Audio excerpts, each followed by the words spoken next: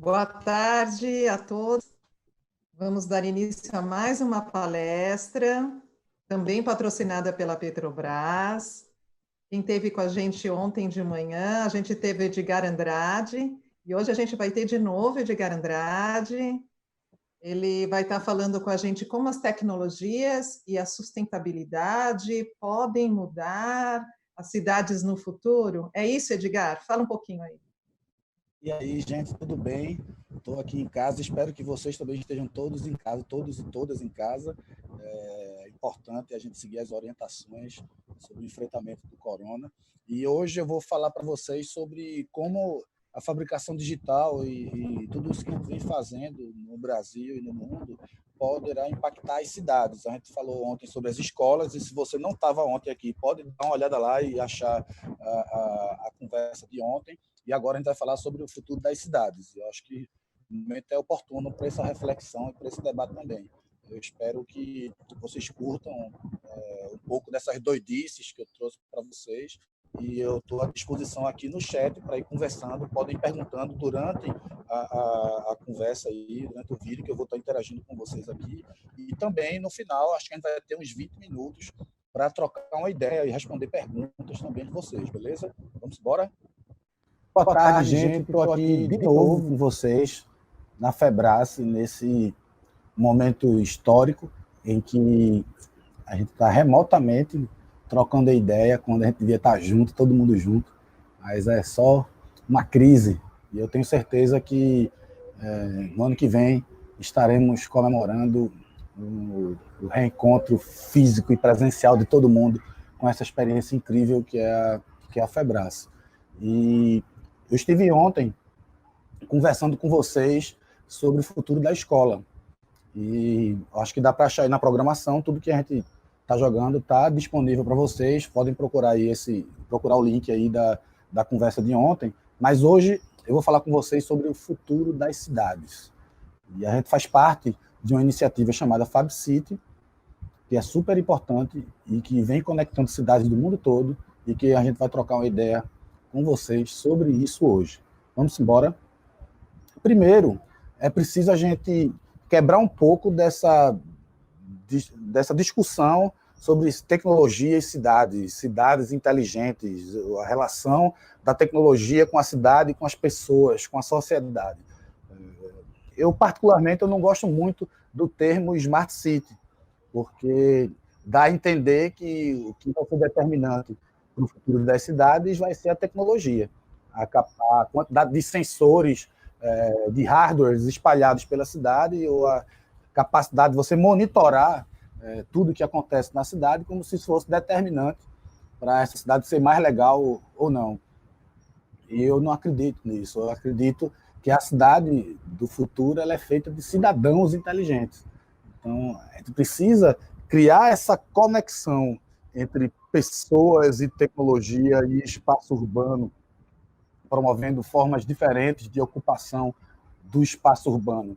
E eu acho que um pouco dessa lógica Smart City, de tecnologia, hardware, coisas e tal, conectadas, vem muito dessa lógica meio que fordista aí da linha de produção, de você ter que, o tempo todo, enquadrar as coisas nesses determinados padrões, nesses padrões pré-determinados. Eu falei ontem sobre como ainda se insiste em formar pessoas para esses padrões nas escolas. E agora a gente vai falar sobre como a gente pode fugir desses padrões na hora de repensar a cidade e conectar a nossa cidade com o futuro. E não tem como a gente falar sobre essa conexão das pessoas com a cidade, com o futuro das cidades, sem falar de transformação digital. A gente está vivendo um momento único na história da humanidade em que a gente está saindo de uma geração analógica para uma geração digital. A gente já tem hoje jovens nasceram na era digital, mas essa transição não aconteceu completamente ainda. A gente está fazendo parte desse momento único da história em que a gente migra de um modelo analógico completamente para um modelo completamente digital. E isso vai trazer transformações absurdamente importantes e inquietantes para a forma como a gente interage com as cidades e como a gente vive as cidades. E existem algumas experiências interessantes. Eu já falei aqui sobre a minha visão do termo Smart City, mas tem diversas experiências bacanas pelo mundo todo. Eu vou colocar alguns links aqui para vocês do que eu vou falar, tá certo? Existem cidades sensitivas, existem cidades jogáveis, cidades emocionais, imersivas, responsivas, cidades abertas, existem cidades compartilhadas, existem Fab Cities, que é o que eu vou falar um pouco para vocês. Várias dessas experiências, desses movimentos que acontecem no mundo todo, têm, acho que em comum, o objetivo de tornar as cidades mais acessíveis, as cidades mais amigáveis para as pessoas. Por exemplo, tem um conceito muito bacana que a gente usa em todos os projetos do Fab Lab Recife, que é o Urban 95. A teoria é a seguinte: se a cidade for segura, confortável e acessível para quem tem até 95 centímetros de altura, ou seja, as crianças, ela será segura, confortável e acessível para qualquer pessoa, de qualquer idade. E a gente ainda acrescenta o divertido aí, porque a gente acha que a cidade também tem que ser divertida para as pessoas, seja para turistas, seja para a comunidade local e tal. Então, esse conceito Urban 95 ele é meio que um mantra que a gente usa nos projetos de prototipagem urbana, de experimentação urbana do Fab Lab Recife. E eu vou colocar também um link para vocês aqui no chat sobre um vídeo que é bem interessante. Obviamente é um vídeo de ficção em que a história se passa numa cidade 100% pautada pela realidade aumentada, ou pela realidade virtual. E dá até um medinho um pouco assim, pô, já pensou, será que a gente vai conseguir interagir com esses ambientes cheios de pop-ups, aparecendo em tudo que é canto, não sei o que, e tarará. Talvez quem está nessa transição analógica digital como eu, por exemplo, tem alguma dificuldade, mas as crianças, por exemplo, João e Otto, meus filhos que têm 12 e 8 anos, eu tenho certeza que eles vão tirar de letra quando essas experiências começarem a acontecer. Agora, imagine você andar nas ruas e não ter sinalização nenhuma, porque toda a sinalização ela é projetada para você de acordo com o seu perfil ou com o nível de acesso à informação que você quer ou pode ter e tal. Então, esse tipo de experiências elas vão acontecer numa velocidade muito grande nos próximos anos. Então, tem essas tecnologias da cidade aumentada, responsiva, aberta, compartilhada, elas vão fazer cada vez mais parte da nossa vida, porque o digital ele chega e toma conta de tudo, entendeu? E não adianta tentar enfrentar a transformação digital. Quem tentar fazer isso vai ficar à margem da sociedade, não tem como fugir. Engraçado, Silvio Meira ele postou um texto no final do ano passado em que ele dizia que boa parte das empresas que não perceberem essa mudança e transformarem seus modelos de negócio, considerando essa transformação digital, vão quebrar. E as poucas que sobreviverem vão ser motivos de estudo de mestrados, doutorados e tal, as pessoas tentando entender como é que essa empresa ou essas empresas conseguiram escapar a uma transformação tão profunda como essa que a gente está vivendo. Então, o fato é que tudo vai ser diferente daqui a 5 ou 10 anos. Na verdade, depois dessa crise que a gente está vivendo no mundo, nesse momento, uma crise de saúde seríssima, uma crise econômica também, que vem junto, acho que essas mudanças radicais elas deverão acontecer em meses ou em poucos anos, entendeu? A gente vai ter que antecipar uma série de transformações e formas de lidar com situações de crise em que acho que tudo vai ser diferente num espaço de tempo muito curto. E como é que a gente faz para participar dessa transformação e ajudar a construir cidades que sejam mais interessantes para todo mundo? A gente passou a fazer parte dessa rede Fab City, que é uma rede que se pauta pela promoção de uma revolução econômica e social. A gente acredita que é possível repensar matrizes econômicas de cidades, repensar a forma como as pessoas interagem com os espaços públicos, mas também com a autossustentabilidade. Um dos maiores objetivos dessa rede é, a partir da experiência digital, materializar fisicamente transformações que causam impacto positivo nas comunidades e nas cidades em que estão inseridas. Então, são cidades localmente produtivas e conectadas globalmente. Esse eu acho que é o resumo da rede Fab City, e o objetivo principal é, até 2054, que é quando 70% da população mundial estará vivendo nas cidades, tentar transformar essas cidades e deixá-las o mais autossustentáveis possível. Por que isso? As cidades, elas consomem a maior parte dos recursos do mundo, concordam? É verdade? As coisas que a gente consome, a maior parte das coisas que a gente consome vem de fora. Já pensou aquele desenhozinho? Um produto entra num caminhão na China, vai para um container num porto, vai para um navio, atravessa o mundo, desce no outro porto, entra no outro caminhão, vai para um centro de distribuição, que depois entra no outro caminhão para ir para um lugar, para uma loja, para depois chegar na sua casa. Esse é o caminho, a trajetória dos produtos. E eu vou falar um pouco mais disso lá na frente, tá certo? Mas o fato é que as cidades consomem a maior parte dos recursos do mundo, mas as cidades não geram esses produtos, as cidades não produzem esses produtos, tá certo? As cidades, elas promovem também infinitas oportunidades para a gente repensá-la e redesenhá-la de uma forma que se conecte com esse futuro de uma forma mais bacana. E o objetivo principal da rede FabCity é: como é que a cidade pode produzir tudo que consome? É responder a essa pergunta, é isso que a gente quer. Como a cidade pode produzir tudo ou quase tudo que consome?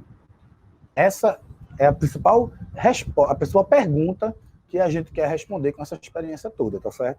Então, a gente passou a fazer parte, a gente esteve lá em Amsterdã, no ano passado, no encontro FabCity, com várias cidades do mundo que fazem parte dessa rede, como Amsterdã, Nairobi, Seul, Paris, Barcelona e tal, e a gente passou a fazer parte dessa rede. Recife, junto com São Paulo, Sorocaba, Belo Horizonte e Curitiba, fazem parte da rede FabCity. E fazendo parte dessa rede, o objetivo da gente é trocar experiências entre essas cidades para cumprir essa missão aí de se tornar mais autossustentáveis até 2054. E, obviamente, cada integrante da rede tem que ter representantes da prefeitura, da cidade, que a cidade tem que assumir o compromisso com esse pacto e tal, com essa missão, e tem que também tem que ter também um Fab Lab associado. Então, a gente, junto com a prefeitura do Recife, fazemos parte da rede FabCity. E qual é o grande desafio da gente? O modelo de distribuição de produtos hoje nas cidades, ele é um modelo chamado PITO, Product In, Trash Out, ou seja, o produto entra e o lixo sai, tá certo? Esse é o modelo em todo lugar do mundo, tá bom? Ou seja, aquela historinha que eu contei do produto que vem num navio, que para no porto, não sei o que lá, o produto chega na sua casa, você consome, normalmente se gera algum resíduo e esse resíduo vai para o lixo. E muitas vezes o lixo sai da cidade e vai para outro canto. Esse é o modelo PITO atual. O que é que a rede FabCity propõe? Que a gente parta do PITO para o DIDO, que é Data In, Data Out. Ou seja, a gente precisa repensar a logística global das coisas. Será que todas as coisas que a gente consome precisam realmente vir da China, ou vir de outro estado, enfim, vir de outra região? Ou será que a gente pode criar dinâmicas em que os dados circulam e as coisas são produzidas localmente? Eu acredito de verdade que no futuro a produção vai ser local e a criação vai ser global. Eu posso me juntar com qualquer pessoa do mundo e a gente juntos criar uma solução para um determinado problema, materializar fisicamente uma solução para um determinado problema. Mas na hora de materializar essa solução, será que, dependendo, obviamente, da solução, será que eu preciso montar uma fábrica para produzir milhares dessas coisas e distribuir pelo mundo? Eu acredito que no futuro próximo, boa parte das coisas que a gente consome poderão sim ser produzidas localmente. Uma antropóloga uma vez me perguntou quando seria essa virada de chave, assim, para a fabricação digital fazer parte da vida das pessoas de um jeito em que seja possível a gente fabricar localmente as coisas que a gente consome. É engraçado que, óbvio que eu não soube responder quando exatamente isso vai acontecer, se vai ser em 5 anos, em 10 anos, em 20, em 50 anos e tal. Eu acho que vai ser mais rápido do que muita gente pensa, ou até do que muita gente acredita, mas eu consigo ter uma ideia mais ou menos de, por exemplo, qual seria talvez a primeira marca a virar essa chave. Por exemplo, quem aqui sabe quantas fábricas de tênis a Nike tem no mundo? Eu vou dar 10 segundos, tá certo? Responda aqui no chat aqui quantas fábricas de tênis a Nike tem no mundo. Mais 5 segundos, tá certo? Contando aqui, 5, 4, 3, 2, 1. Respondeu? Deixa eu ver aqui. Ih, não sei, parará, parará. Se não respondeu, também passou. A Nike não tem uma fábrica de tênis sequer no mundo. A Nike não fabrica tênis.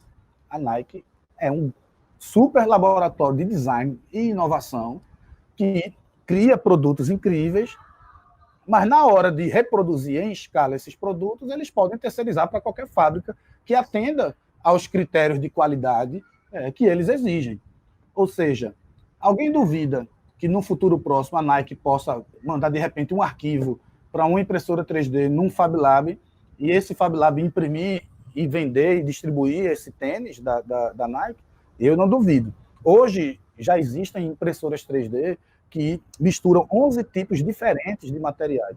Ou seja, dá para ter uma sola mais rígida com sistema de amortecimento no outro tipo de material, com outro material mais maleável para cobrir o pé e por aí vai. Então, eu vejo nesse futuro, talvez, a Nike como uma grande marca a inaugurar esse novo jeito de fabricar coisas. Ela vai ter uma rede de impressoras credenciadas, espalhadas pelo mundo todo, vende o arquivo no próprio site, distribui para essas impressoras e a pessoa vai buscar localmente, no próprio bairro, um produto final no próprio bairro. Agora pode ser uma cigarra aqui. Tá ouvindo aí, galera? É isso mesmo. Gravar no final da tarde dá nisso. Vixe, Maria, velho.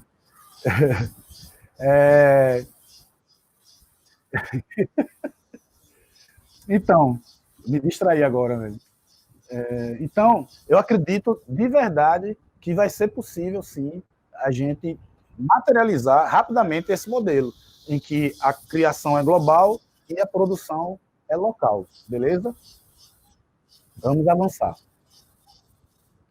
E essa transformação do modelo de produção, ela vai ter muito impacto na vida da gente. Por exemplo, na logística global, como eu falei para vocês. Será que precisa um navio atravessar o mundo? Será que precisa um caminhão atravessar o país para entregar um produto do ponto A ao ponto B?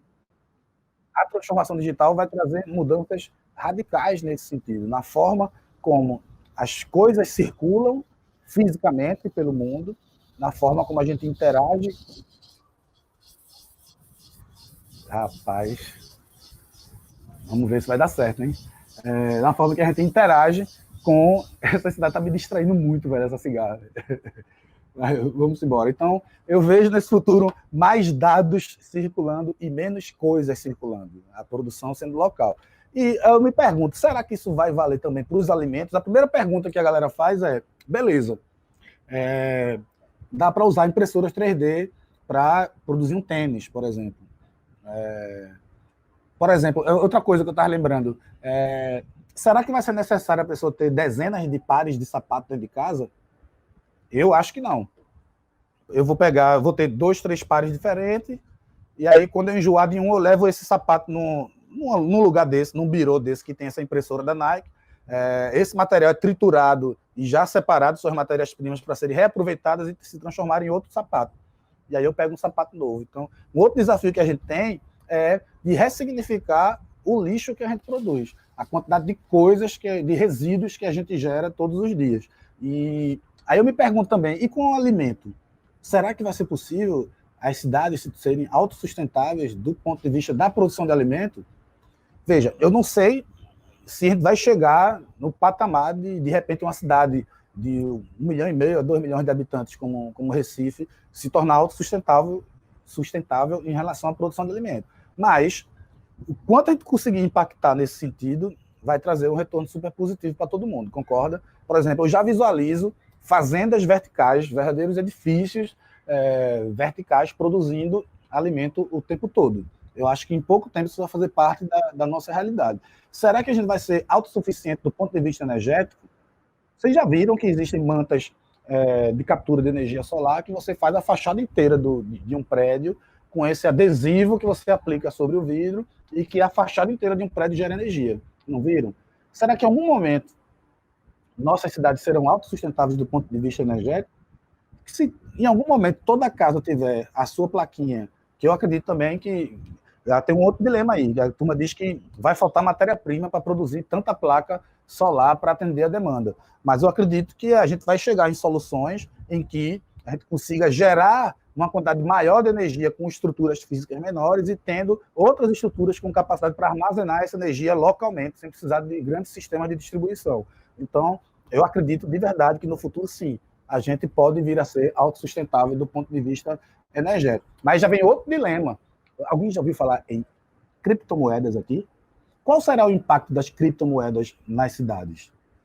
É lógico que, para quem conhece, é uma moeda digital que elimina o processo de validação de outra pessoa se aquela transação existe ou não. É um sistema de transação aberto, em que muita gente fiscaliza e compartilha esse processo, e que fica muito difícil, até hoje eu acho que impossível, você hackear essa experiência. Por que a moeda digital não existia até hoje? Porque era muito difícil você coibir o Ctrl-C, Ctrl-V de um arquivo digital, não é verdade? Mas o blockchain, ele permite que a gente crie esses sistemas validados e autorregulados de troca de informações e validação de transações. Ou seja, com ele vai ser possível, por exemplo, você transferir um imóvel para outra pessoa sem precisar de um cartório, garantir que você é você, que a outra pessoa é a outra pessoa e que essa transição ela existiu de verdade. Esse é só um exemplo. Só que essa danada desse blockchain, ele consome muita energia. Aí tem um bocado de gente questionando, pô, será que quando a gente estiver perto de se tornar autossustentável do ponto de vista energético, a quantidade de energia consumida pelas estruturas de blockchain vão fechar essa conta aí? Essa é uma pergunta também que tem sido feita em tudo que é campo do mundo, tá certo?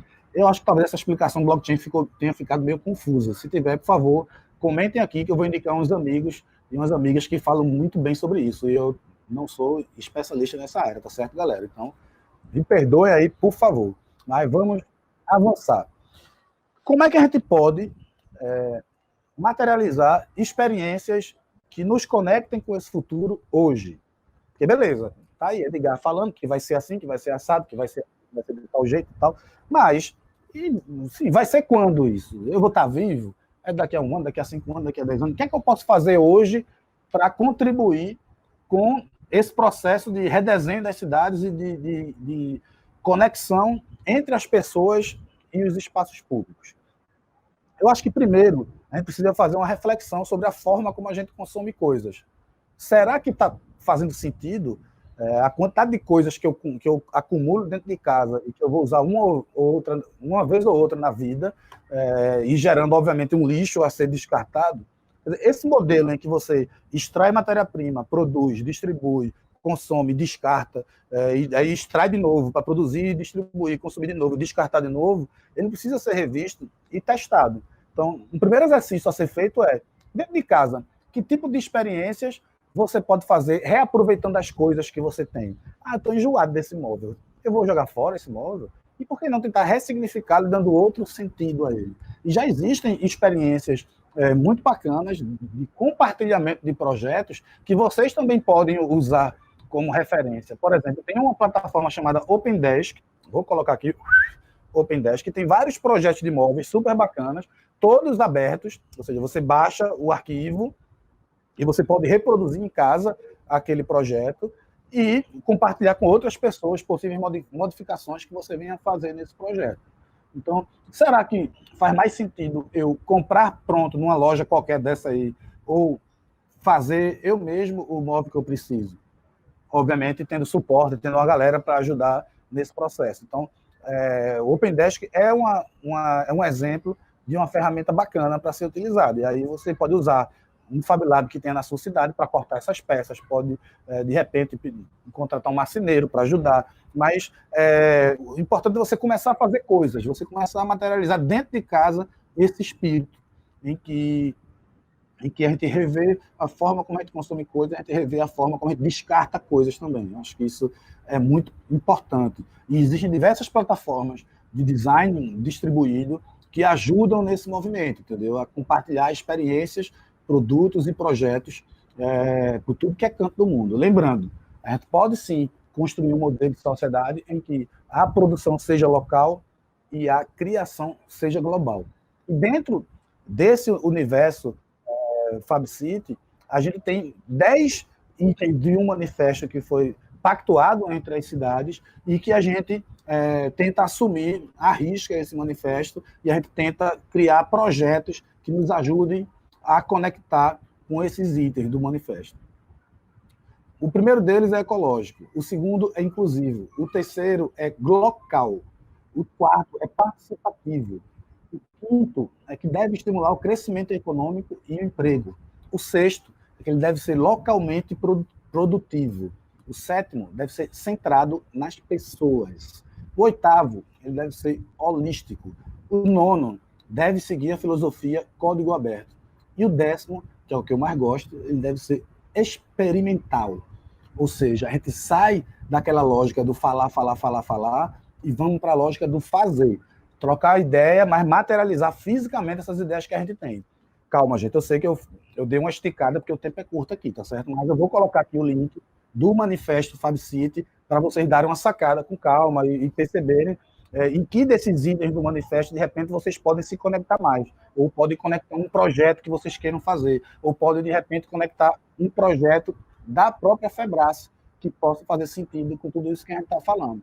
O mais importante é a gente criar esse novo olhar, a gente trazer esse novo olhar sobre a cidade, que é baseado na sustentabilidade e na inclusão, tá certo? É muito importante a gente seguir esse caminho e a gente refletir sobre novas formas de construir essa cidade, de se conectar com essa cidade. E, para fechar, eu vou trazer um pouco do que a gente vem fazendo aqui em Recife, um pouco da nossa expectativa de contribuição para a construção, para a materialização dessa cidade do futuro. E aí a gente vai ter um tempinho para trocar uma ideia aqui no chat junto com vocês, tá certo? Primeiro, a gente acredita em algumas frentes fundamentais. A primeira delas é a educação. Então, a gente está presente nas escolas públicas de Recife, na rede municipal, e a cidade ela é tema fundamental de todas as dinâmicas que a gente roda. Para vocês terem uma ideia, a primeira experiência que a gente roda com essas crianças é pensar como é que seria a cidade, a casa do futuro, e como essa casa vai interagir com os espaços públicos. Então, depois de falar da casa, as crianças começam a pensar na escola, que tipo de problemas elas identificam nas escolas e que podem ser resolvidos utilizando fabricação digital ou experiências mão na massa. Depois eles partem para o bairro, para entender problemas comuns à comunidade que faz parte daquele bairro, que está interagindo com ela. E depois partem para a cidade. Então, a gente começa desde cedo a trabalhar com as crianças esse olhar sobre a cidade do futuro e sobre como elas devem assumir o papel de responsabilidade na construção do futuro dessa cidade. Então, a gente começa na base a trabalhar isso em Recife. Eu estou falando da rede pública, tá certo? De estudantes de escolas públicas, não é do filho do rico, não. Apesar de que a gente também está presente em algumas escolas privadas, tá, gente? E a gente também traz essa mesma metodologia, esse mesmo caminho e esse mesmo foco na reflexão e no foco na resolução de problemas da cidade. Então, a gente acredita que tem, primeiro, uma base filosófica, que eu já comentei com vocês, que é a do consumo, da gente rever a forma como a gente consome coisas e o nosso comportamento de consumo. Depois a gente entra com a segunda base fundamental, que é da educação. A gente precisa formar essas crianças e jovens para esse futuro, tanto do ponto de vista do trabalho, das novas relações de trabalho, com as profissões que estão desaparecendo, com as profissões que vão surgir, que eu comentei um pouco sobre isso ontem, também sobre a forma como elas vão interagir com a cidade. Então, essa segunda camada da educação ela é fundamental. A gente tem uma terceira camada, que é de conteúdos. Eu adoro fazer palestras, eu adoro conversar com vocês, mas eu acredito que para a gente convencer mais pessoas a mudar comportamento e a se engajar nessa experiência toda que a gente está rodando e que está acontecendo no Brasil todo e no mundo, a gente precisa falar com mais gente. Então, a gente criou o Canal Maker, eu vou botar o link aqui também, que é uma plataforma de conteúdos para tentar mostrar para as pessoas que é possível fazer as coisas de um jeito diferente. Então, eu peço que vocês deem uma olhada aí também no Canal Maker. para ver e pode comentar com a gente também, dizendo o que é que vocês têm achado desses primeiros conteúdos que a gente colocou no ar, e até o final do ano a gente deve colocar muito mais. Então a gente tem essa camada de consumo, educação, conteúdos, para depois a gente materializar tudo isso fisicamente na cidade. E a gente materializa experiências de transformação urbana, ainda pontuais. A gente, por exemplo, a gente transformou uma vaga de carro, a gente deu meio que uma hackeada na lei do Parklet, e a gente pegou um espaço que seria um Parklet e montamos uma horta comunitária integrada com a comunidade do Pilar, que fica lá no Porto Digital, no Recife Antigo. Eu nem comentei isso com vocês. O Fab Lab Recife está no Porto Digital, que fica no bairro do Recife, em Recife, obviamente, que é um dos parques tecnológicos mais relevantes do país. Mas, dentro desse parque tecnológico, tem uma comunidade, que é chamada Comunidade do Pilar, que tem 3 mil habitantes, e 600 famílias, 3 mil habitantes, acho que é mais ou menos por aí. E que tem o segundo pior IDH da cidade. Então, uma grande provocação que a gente vem fazendo é, beleza, eu acho que não faz sentido um parque tecnológico do Porto Digital ter uma comunidade de alta vulnerabilidade dentro do seu território.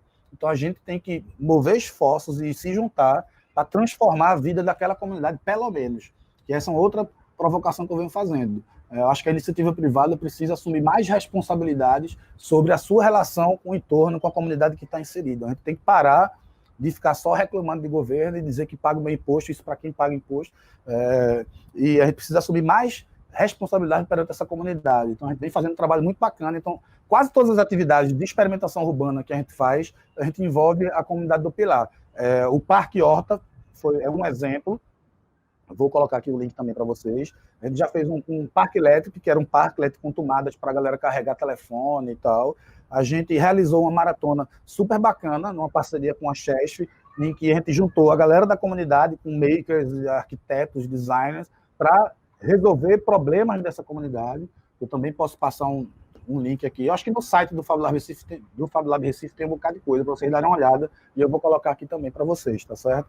Então, a gente vem materializando essas experiências, e a partir de agora, a gente fazendo parte da rede FabCity, a ideia é estruturar todas essas experiências pontuais num grande guarda-chuva que vai orientar a gente sobre como monitorar esses projetos que são executados e como compartilhar com o Brasil e com o mundo os resultados e orientar sobre como eles podem ser materializados em qualquer canto.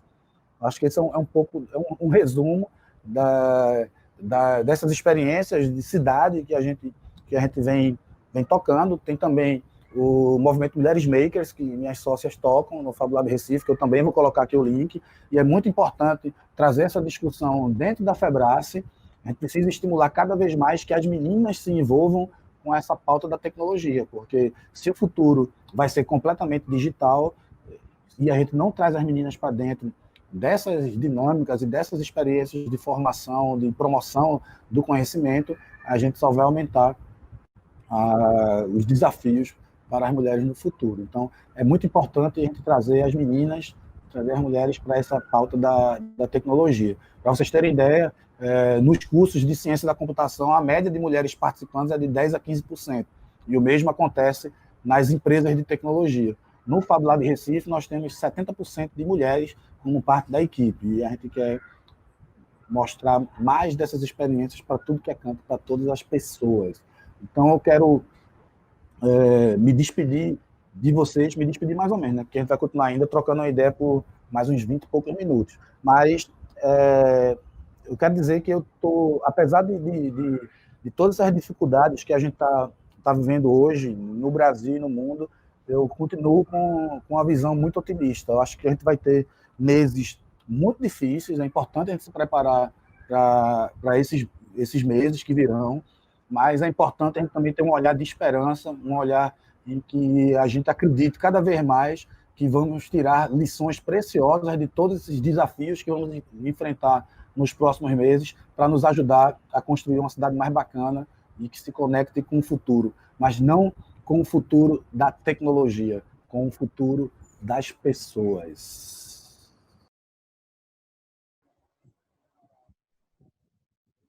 Pessoal, finalizamos agora a palestra do Edgar. Edgar, os conceitos que você tratou aqui bacanas, todos a gente, alguns novos, o da Nike, eu não sabia que a Nike não tinha nenhuma fábrica, muito legal.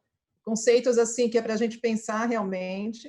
E a gente queria mais um tempinho seu para trocar umas ideias, que você possa responder algumas perguntas que estão no chat. E aí, você pode falar mais um pouquinho? Claro, eu estou disponível aqui. O WhatsApp está bombando aqui. A gente está numa confusão grande, gente, aqui, porque estamos numa articulação com a galera para apoiar o enfrentamento do corona aqui em Pernambuco. Então, a gente tem mobilizado uma rede de voluntários para produzir EPIs para a galera que está na linha de frente desse enfrentamento, e a gente também está com a equipe pesquisando soluções também nesse sentido. Inclusive, quem tiver ideias aí que possam ser aproveitadas nesse momento, podem mandar para a gente também, tá certo? Podem me achar nas redes sociais, aí é muito fácil, Edgar Andrade. Facebook, eu confesso que eu não uso, não. Eu acho que nem vocês usam, né? Porque eu acho que só adolescente não usa mais Facebook, não. Mas no Instagram vocês me acham fácil aí. Quem tiver ideia legal pode mandar para a gente. Já estou vendo Carola ali de Salvador. Então, me distraí aqui. Eu vou resgatar uma pergunta que vocês da Febrace fizeram e que seria impossível responder em 200 caracteres. Como será a força de trabalho nas cidades do futuro? Essa pergunta é quase uma covardia, viu, Helena? Porque eu tenho uma visão, normalmente minha visão de tudo é otimista, tá certo? Mas nesse caso específico, ela pode flertar com o pessimismo. Porque é o seguinte, tem uma galera que aposta que 50% da população mundial não vai ter trabalho daqui a 50 anos, ou até 2050. Agora estou na dúvida, tá? Acontece muito isso às vezes. Eu misturo os dados e por isso eu digo logo, pesquisa aí para confirmar. Não confio muito em mim, não, tá? Eu ando sempre com as fontes do lado para garantir. Mas, se eu não me engano, até 2050, metade da população mundial não vai ter trabalho. E aí, obviamente, tem muitas profissões que estão surgindo, a gente vê o tempo todo. Acho que um bocado de gente aqui nesse chat, em algum momento, deve ter comentado com a mãe, com o pai, que queria ser youtuber, né? Acho que meus filhos, em algum momento, já disseram isso também. Hoje, eu acho que já saíram dessa. Inclusive, eu acho que é uma profissão que talvez nem dure tanto, devem surgir outras aí para substituir, sei lá. Mas tem muitas profissões que estão desaparecendo e outras que estão surgindo. Agora, a automação ela vem para substituir qualquer trabalho humano que seja replicável. Qualquer trabalho humano, Ctrl+C, Ctrl+V, vai ser substituído por robôs nos próximos anos. Então, fatalmente, em algum momento, o desemprego vai ser muito maior. E aí, na minha visão, existe a visão pessimista, que é de uma grande catástrofe global, e essa experiência que a gente está vivendo hoje, que é dramática, eu reforço, ela vai trazer um pouco de antecipação dessa experiência global do desemprego. Eu acredito que vai ser temporário, obviamente, a gente vai conseguir se recuperar dessa crise econômica que virá após a crise de saúde, e a gente vai conseguir se recuperar dela, mas ela vai trazer um pequeno experimento, ou talvez um grande experimento, de como vai ser o mundo, o trabalho no mundo daqui a 20, 30 anos. E, na minha visão otimista, e essa experiência que a gente está vivendo também vai servir para isso, vai haver uma grande pactuação global, em que, finalmente, as pessoas vão entender que esse modelo capitalista, e eu não estou chamando, não é marxista meu discurso, não, tá, gente? Eu não sou comunista, não. Acho que, inclusive, essa discussão comunismo versus capitalismo era completamente ridícula, até porque nenhum dos dois funcionaram, nem funcionam, nenhum dos dois modelos. Mas, finalmente, a galera está começando a entender por exemplo, que a saúde é papel do Estado, que a educação é papel do Estado, que o Estado tem que estar próximo da economia, que não dá para ser simplesmente deixa tudo para lá e pronto, que o Deus mercado toma conta de tudo e tal. São algumas reflexões que estão em pauta, e a galera rica vai perceber que a gente tem que rever esse modelo que está posto aí. E eu acredito, e de verdade, num grande pacto de bolsa, de renda mínima global. Diversos países já estão adotando, então o Bolsa Família, que alguns criticam, ele existe em vários países do mundo, inclusive em países ricos. Tem países que você só trabalha se quiser, entendeu? Se você não quiser trabalhar, você vai ter uma receita mínima aí do Estado, para garantir que você se abrigue, que você se alimente, que você se vista e tal. E, obviamente, você não vai ter luxo nenhum, mas nesses países essa experiência já existe. O planeta vai ser obrigado a adotar experiências como essa, tá certo? E na minha visão otimista, no futuro, daqui a 30, 40 anos, só vai trabalhar quem quiser, e as pessoas não vão passar fome por causa disso, entendeu? Tudo bem, eu sou muito otimista, mas eu acredito de verdade nesse futuro lindo. E a gente vem fazendo todos os esforços e tudo que a gente faz na perspectiva de construir esse futuro que a gente deseja. Porque, assim, eu digo sempre aqui, no dia que a gente perder o otimismo, é melhor largar tudo e ir para uma fazenda e se isolar do mundo. Tu tem alguma outra pergunta? Eu me perdi completamente aqui Tem mais alguma pergunta, Rodrigo, que você está vendo fácil para... A gente tem mais um tempinho. Teve outro comentário aqui, que procura outro aí, Rodrigo, que teve um aqui que eu acho que foi... Cadê o nome dele aqui, gente? Tem essa de... Então, tem essa de Igor, e depois eu vou falar também sobre um comentário de Marpano. Igor, a prototipagem urbana e a experimentação digital, ela nos permite materializar rapidamente ideias que a gente tem, projetos, desejos e tal. E ela é muito importante para isso. Você tem a ideia de promover, de materializar um artefato urbano, você começa com uma maquete para você convencer alguém de que aquele projeto faz sentido, e depois você vai e materializa fisicamente. Chegou outra mensagem de Marcano aqui, eu me distraí. Peraí, cadê? Vê aí, Rodrigo, qual foi? Tá aqui. Tu botasse aqui no bate-papo, não foi? Valeu. Eu sou muito desmantelado, gente. Então, agora eu me distraí. Eu estou falando das maquetes, sim. Então, a maquete, o mockup, o protótipo é o primeiro passo para você materializar uma experimentação urbana, um experimento urbano, um artefato urbano. Então, você testa a viabilidade desse projeto, dessa maquete, e depois você vai produzir ele em escala real, que eu acho que talvez fosse essa a tua pergunta, e você materializa fisicamente na cidade. Então, a gente tem, por exemplo, em Recife, alguns projetos como esse, que a gente começou fazendo a maquetezinha, depois a gente botou de verdade na rua. O Parque Horta, que é um exemplo que eu coloquei para vocês, é um deles, entendeu? Que a gente produziu. Na verdade, o Parque Horta foi o projeto TCC de Peu Carneiro, que é designer, que é guru da gente lá do Fab Lab Recife. E aí a gente materializou ele ocupando a vaga de um carro lá no Recife Antigo, uma horta comunitária no lugar de uma vaga de carro, tá certo? E aí, obviamente, algumas dessas experiências, elas podem ser replicáveis e outras não. A gente, por exemplo, a gente fez um parque que ficou lindo, mas que no final das contas custou 40 mil reais. A gente, não tem como você fazer 50 parklets de 40 mil reais. A primeira experiência foi bacana, mas a gente percebeu que era impossível replicá-lo, aquele projeto. A gente está estudando o da horta para ver se é possível chegar num modelo em que a gente consiga replicar de uma forma mais barata e tal. Então, o objetivo, quando a gente fala de cidade, é criar experiências que promovam a reflexão, que muitas vezes um artefato ele não necessariamente ele é escalável, mas ele vai chamar a atenção de uma forma e a galera vai comentar sobre aquilo, vai querer estudar mais sobre aquele tema, vai querer conhecer de perto como é que aquele artefato foi feito. Então, isso já é bacana.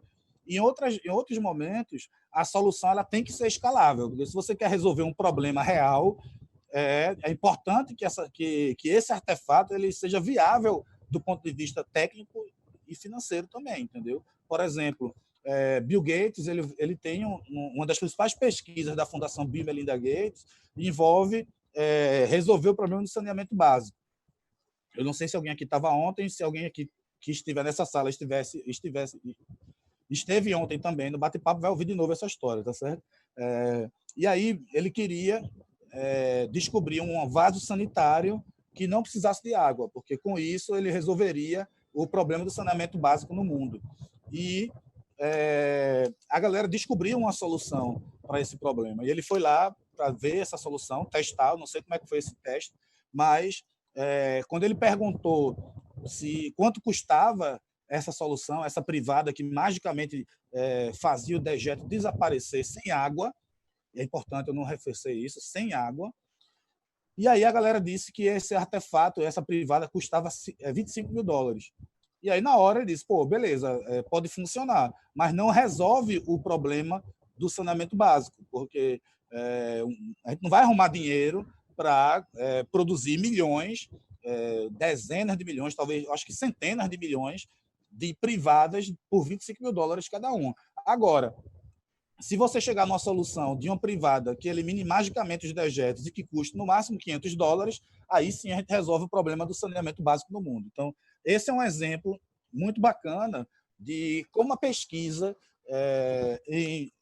com foco na resolução de problemas das cidades, pode impactar de uma forma absurda o mundo e a forma como a gente vive nele. Ou seja, resolver um problema de saneamento básico implica em acabar com a morte de, acredito, dezenas de milhares de crianças no mundo, simplesmente porque não tem acesso ao saneamento básico, entendeu? Diversas doenças que provocam mortes ainda no mundo, doenças de séculos passados e que ainda hoje provocam mortes no mundo, simplesmente porque as pessoas não têm acesso ao saneamento básico. Então, esse é um problema que, resolvido, tem um impacto global imediato. Então, a gente vai atrás de problemas de impacto global e problemas locais e problemas que acontecem, que aparecem em situações como essa que a gente está vivendo hoje, por exemplo, em que vai faltar EPI no mercado e a gente encontrar soluções alternativas para a produção de EPIs pode evitar que pessoas morram nas próximas semanas. Então, a gente tem virado noite nesses últimos dias tentando encontrar soluções para que a gente consiga produzir EPIs para os hospitais nas próximas semanas. Tem gente do Brasil todo mobilizada nesse sentido. Eita, que resposta longa, foi mal. Agora eu tenho que falar da... Vixe Maria. Cadê? No chat. No chat aqui. Equilibrar ocupações, fortalecendo pequenas e médias ocupações urbanas. Então, Marpano, essa pergunta é ótima também, e tem muita experiência legal de pequenas comunidades. Tem uma aqui em Recife que eu não conhecia ainda, que fica em Aldeia, Camaragibe, uma cidade vizinha aqui de Recife, que é muito massa, em que a galera ela se resolve por si só, sem depender de nada que venha de fora. Eu acho que ela é quase 100% autônoma, essa comunidade. Ela produz tudo que precisa localmente. O problema, por mais incríveis que sejam essas experiências, as pessoas vão continuar morando juntas. Então, como é que você resolve o problema de uma cidade como Recife, que tem 1,5 milhão de habitantes e que a Grande Recife reúne 4,5 milhões de pessoas, entendeu? E esse adensamento nas cidades ele é inevitável, ele vai piorar nos próximos anos. 70% da população mundial viverá nas cidades até 2054. Então, essas experiências são bacanas. Eu acho que a gente precisa estimular mais experimentos como esse dentro de grandes centros urbanos. Tem uma experiência incrível que a Toyota está financiando, fica aos pés do Monte Fuji. A galera está criando uma cidade, está materializando fisicamente, isso é sério, gente, uma cidade 100% sustentável para testar esse modelo de sociedade diferente, entendeu? Eu não estou lembrando agora o nome, eu vou procurar aqui e boto no chat daqui a pouco, É um projeto patrocinado pela Toyota. Eu tenho conversado com a galera da Fundação Toyota do Brasil, e inclusive eu queria me candidatar para ir morar nessa cidade lá, mas a fila de espera já está quilométrica, assim, todo mundo quer morar nessa cidade.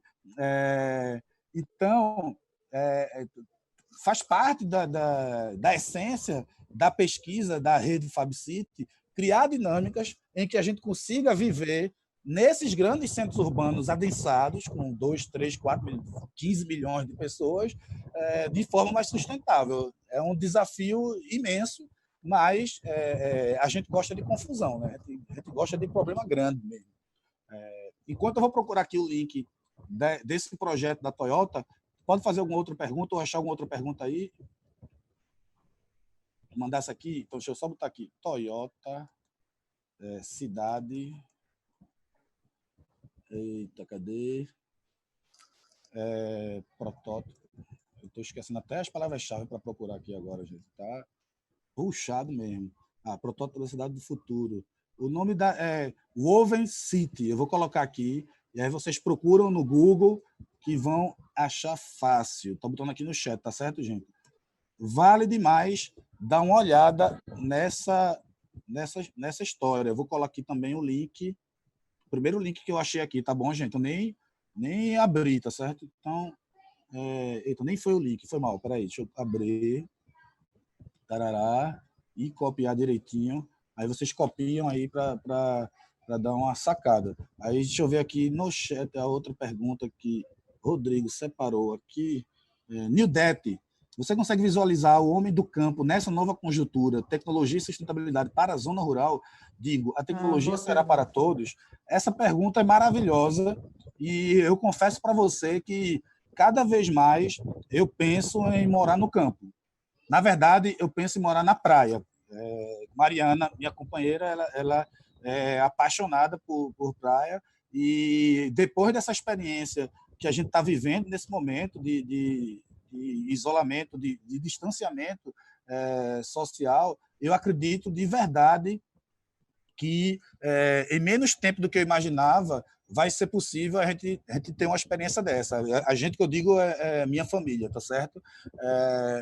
E vai acontecer um movimento, eu acredito que vai acontecer um movimento muito bacana, porque imagine que em 5 anos, no máximo, estourando 5 anos, 5G vai ser uma realidade no planeta, tá certo? Quando 5G for uma realidade, para você ter uma ideia, você vai ter internet no meio da floresta amazônica, entendeu? Ou seja, não vai haver mais limitação de acesso à internet e não vai haver escassez de internet. Ou seja, você vai ter internet 100 vezes mais rápida do que a internet que a gente tem hoje em qualquer lugar do planeta. Então, você vai poder se conectar com qualquer lugar do mundo, de qualquer lugar do mundo. E experiências como essa de home office, por exemplo, como a que a gente está vivendo, elas vão antecipar boa parte desses anos que eu vinha prevendo aí de processos de adaptação da sociedade para novas formas de trabalho, novas formas de interação. Então, esse estigma de que você tem que estar em São Paulo para fazer dinheiro, ou que você tem que estar nos grandes centros urbanos para fazer negócios e tal, eu acho que ele vai diminuir ao longo dos anos. Em contrapartida, também vai haver, por outro lado, também vai haver uma grande reflexão global sobre o nosso modo de vida. E cada vez mais pessoas vão perceber que morar em grandes centros urbanos não necessariamente faz de você mais feliz do que a pessoa que mora no sertão a 500 quilômetros de Recife, tá certo? A pessoa que mora em Salgueiro, que fica a 540 quilômetros de Recife, ela é tão conectada quanto eu com o mundo. Então, será mesmo que... Porque antigamente, na época dos meus avós, você se mudar para a capital era decisivo para o futuro, entendeu? Se você quisesse estudar, você tinha que ir para a capital. Se você quisesse arrumar um trabalho em determinadas profissões, você tinha que se mudar para a capital. Essa premissa ela vai desaparecer, se já não desapareceu. A gente roda experiências em Belo Jardim, por exemplo, que é uma cidade que fica a 240 quilômetros de Recife, numa parceria com Baterias Moura, com o Instituto Conceição Moura, e que tem jovens incríveis do Instituto Federal e da Escola Técnica Estadual, que eles comentam com a gente que não tem desejo de sair de Belo Jardim. Eles querem desenvolver inovação, querem desenvolver novos produtos para a cidade deles, para ajudar a melhorar a cidade deles. Então, talvez a gente já esteja começando a quebrar essa lógica de que eu tenho que ir para a capital, eu tenho que ir para Nova York, eu tenho que ir para qualquer lugar do mundo. Eu, particularmente, não tenho o menor interesse em morar em outro lugar que não seja Recife. No máximo, em Itamaracá, que é uma praia que fica a 50 quilômetros daqui. Obviamente, eu tenho vontade de ter experiências em outro lugar, de passar temporadas em outros lugares, mas o lugar que eu escolhi para morrer foi Recife, ou, no máximo, 100 quilômetros daqui, tá, gente? Então, eu acredito de verdade que essa lógica da capital ela vai perder força. Agora, pode parecer contraditório em relação à previsão de 70% da população mundial vivendo nas cidades, mas, infelizmente, esse é um movimento que vai ser de nicho. Assim, eu acho que durante um bom tempo as pessoas ainda vão achar que é legal estar na capital. E outra, grandes cidades do interior começam a se transformar em metrópoles. A gente isso acontece muito em São Paulo, é uma realidade há mais de 20, 30 anos em São Paulo, mas aqui em Pernambuco é recente. Você tem uma cidade, por exemplo, como Caruaru, que está a 130 quilômetros de Recife, que está em discussão se ela vai se tornar uma região metropolitana, porque ela já tem um grande adensamento populacional e está aqui, no interior de Pernambuco, sabe? É uma pergunta muito difícil, essa de New Debt, mas eu, como sempre, sou otimista. Inclusive, Helena, eu acho que no meio dessa reflexão toda que a gente vai fazer nos próximos 5 anos, depois dessa experiência que a gente está vivendo, pode ser que essa previsão de 70% das pessoas vivendo nas cidades até 2054 caia. Pode ser que um bocado de gente comece a perceber que isso não faz sentido, entendeu? E aí, experiências como essa da Toyota no Japão podem ser muito bacanas também. Por que não criar novas cidades, novos arranjos, novas comunidades, ou ressignificar cidades existentes e tal, obviamente garantindo as características culturais, históricas dessas cidades. Não sei. Tudo que eu estou falando aqui hoje para vocês é muito importante destacar isso. Pode se transformar numa grande besteira daqui a 3 ou 4 meses. Porque, e aí, por mais trágico que seja esse momento, e a expectativa é de muita dificuldade nas próximas semanas, mas o aprendizado que a gente vai ter dessa experiência vai ser riquíssimo, entendeu? Então, a gente vai poder, daqui a 6 meses, olhar para problemas que foram ignorados historicamente de um jeito diferente. Por exemplo, quem aqui imaginou que um dia o Congresso Nacional Brasileiro pudesse colocar em discussão a taxação de grandes fortunas? Isso está acontecendo agora, entendeu? Então, às vezes, uma grande tragédia vem para antecipar debates importantíssimos. Legal, Edgar. Pessoal, a gente vai ter que encerrar. A gente ficaria a tarde toda batendo papo com o Edgar. Edgar, muito legal. Teu ponto de vista, a forma como você se apresenta, parabéns. A gente gostou muito, eu particularmente, e eu acho que todo o pessoal que está assistindo. Mas a gente vai ter que encerrar. A gente tem mais atividades. Pois é, se não tivesse gente na fila aí, a gente continuava mais uma meia hora. Bem que o WhatsApp está bombando aqui, gente. Vamos embora. Valeu demais, estou à disposição. Pode me procurar aí nas redes, Edgar Andrade, e eu estou à disposição de vocês. Às vezes eu demoro um pouquinho para responder. Essas últimas 3 semanas estão bem puxadas por aqui, mas eu sempre respondo todo mundo, tá, gente? Vamos embora. Beijo para todo mundo aí e valeu demais. Até mais, gente. Obrigada a todos pela participação. Tchau, tchau. Até a próxima palestra, amanhã à tarde, gente. Fiquem ligados. Tchau, tchau. Tchau, valeu.